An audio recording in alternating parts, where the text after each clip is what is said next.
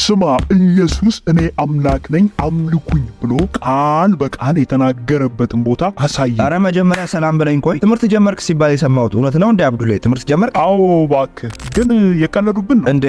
ምን ነው? አንድ ሰዓት ሙሉ ቁጭ ብለን ብንጠብቅም አስተማሪው አልመጣም። በቃ የሆነ ሰውዬ ብቻ ክፍሉ ውስጥ ገብቶ አውርቶ ወጣ። አልገባኝም። ቆይ አንተ ሰውዬ እኮ ችግር አለብህ። የገባው ሰውዬ የሆነ ነጭ ሸሚዝ ነገር አድርጓል። በምን አወቅ? አዎ የሆነ ረጅም ነጭ ሸሚዝ አድርጓል። እሺ ቆይ እሱ ሲገባ ተማሪዎች ሁሉ ዝም አሉ? አዎ እያወሩ የነበሩት ሁሉ ዝም አሉ እሱ ሲገባ። ከዚያ ቀጥሎ ሰውየው ምንድን ነው ያደረገው? ከዛ ቀጥሎ የሆነ ነጭ እርሳስ ነገር አውጥቶ እያወራ ሰሌዳው ላይ ይጽፋል። ተማሪዎቹ ደግሞ እየሰሙት ይጽፋሉ። አይ አንተ ሰውዬ፣ እሱ እኮ ራሱ አስተማሪው ነበር እኮ። ታዲያ ኖ አንተ እኮ አልገባህም። ሰውየው እኮ ቃል በቃል እኔ አስተማሪያችሁ ነኝ ከእኔ ተማሩ ብሎ አልተናገረም። ቃል በቃል አስተማሪያችሁ ነኝ ከእኔ ተማሩ ካላለ ደግሞ አስተማሪ አይደለም። አይ አብዱላይ፣ ይሄ እኮ ነው ትልቁ ችግር። አሁን አንተ የምትለው ኤግዛክት ወርድ ፋላሲ ይባላል። አንድ ነገር እውነት ነው እንዲባል የግድ ነገሩ ቃል በቃል እኔ በምፈልገው መንገድ ብቻ መነገር አለበት። እንዲህ ካልሆነ ግን እውነት አይደለም እያልክ ነው። አየህ አንተ አሁን ለመጀመሪያ ጊዜ ስለሆነ ትምህርት ቤት የሄድከውና ከዚህ በፊትም ስለ ትምህርት ቤት ባህል ምንም ስለማታውቅ ምንም እንኳን አስተማሪው ለአንድ ሰዓት ያክል ክፍል ውስጥ ገብቶ አስተምሮ ቢወጣም አንተ ግን ሳትማር መጥተሃል። ስለ ኢየሱስ አምላክነትም የምትጠይቀው ጥያቄ